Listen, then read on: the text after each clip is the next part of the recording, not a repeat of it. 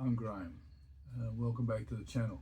And this is episode 2 of our Hot Laps Bathurst 1000 edition. So today we're looking at 1975 and an L34 Tirana driven by Peter Brock and Brian Sampson. The car won the race by 2 laps that year, having failed the previous year when the motor blew up at on lap 118 while they were leading by 6 laps. So it's been a very strong, well represented car, this one. The first 3 places in the race of 75 was filled by L34 Tiranas, so they were a very strong entry that year. And they finished the race in, let me see, in 7 hours, 10 minutes, 11 seconds. So it was reasonably paced race. But again, in those days, we didn't have safety cars, so there was no slowing down. There was only merely pit stops, and flatbed trucks went out to pick up any broken down cars off the track. So that's the way it was run. All right, well, let's have a close look at this car, and then we'll give it a few laps and see how it performs. This is a Scale Electric's car, of course, being the only ones to have released the Tiranas and Ford Falcons and Commodores so far. A couple of other manufacturers are starting to release the GT3 versions of Bathurst 12-hour race winners, but nobody else has got into releasing the 1000 cars at this stage. It's a very nice looking car. It's got livery. It's carrying sponsorship from Bridgestone, from a half a dozen sponsors probably, but that's about it. Not the proliferation of sponsors as we see in today's cars, but they were starting to become proper race cars at this stage. I think they made something about 200 L34s to be sold to the public so they could qualify to race, but after that these cars were then severely modified before they were put on the racetrack. And they were running under CAM's Group C regulations, so we'd moved away from the production car class of the ones that were driven on the streets back in the 60s and early 70s. We became a proper race car at this stage. Again, it's a digital ready Scale Electric chassis, running slick tyres and an inline motor. And it should handle reasonably well on the track, we hope, and we hope to get a decent time out of it. Okay, so what we'll do is we'll put it on the track now and give it a run, see how it performs. Yeah. Okay, let's hit the track and see how we go.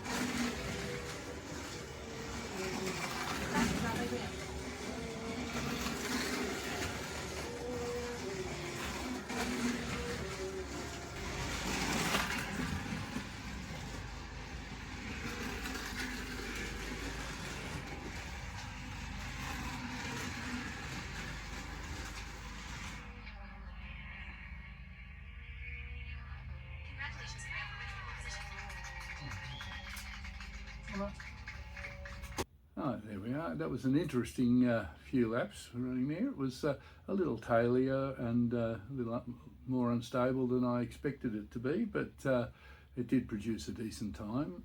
So we'll put it up on the board and see how we go. The time it produced was an 8.680 seconds, so that's fairly reasonable, I think, for this track. I think anything that can break under the 8s will be a very fast car. So we'll put him on the board and we'll see how we go from here.